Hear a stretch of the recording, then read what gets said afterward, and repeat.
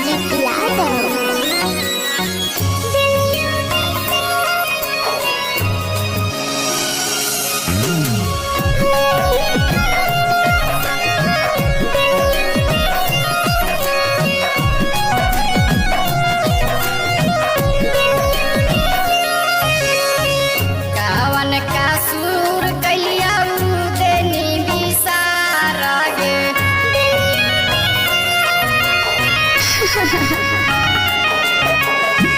कावन का सूर कलिया देनी विसारा गे दिलावा पर हमर जानू कर देनी वारा गे दिलावा पर हमर जानू कर देनी वारा गे। घर के मजबूरी हालो सुनवा हमार रे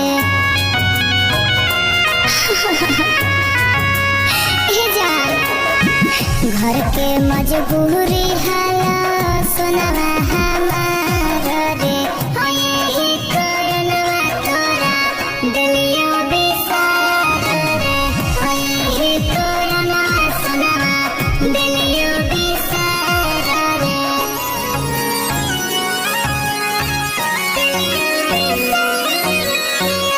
Bholenath recording studio Kariyatpur.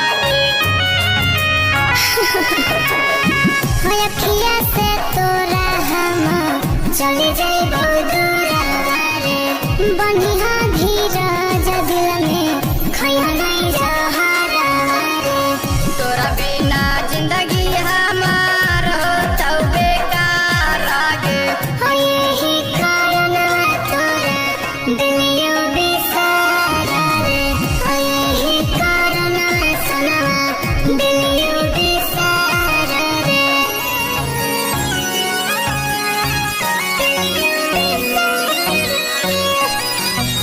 Mixed by Daljit Yadav.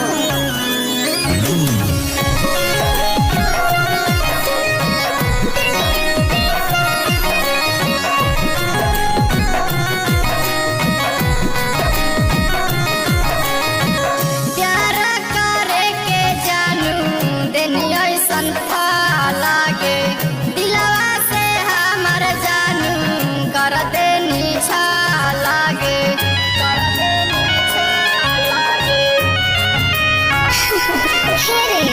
ठीक से तू रही हाँ सुनवा क्रिया हमारा हो तोर बिना जिंदगी हमार जीवन बेकार हो। राइटर सिका सारवा चंदन हा कौला चारा गे यही कारण तोरा दिलियो बिसार रे यही कारण सुनवा दिलियो बिसार रे। Bholenath recording studio Kariyatpur.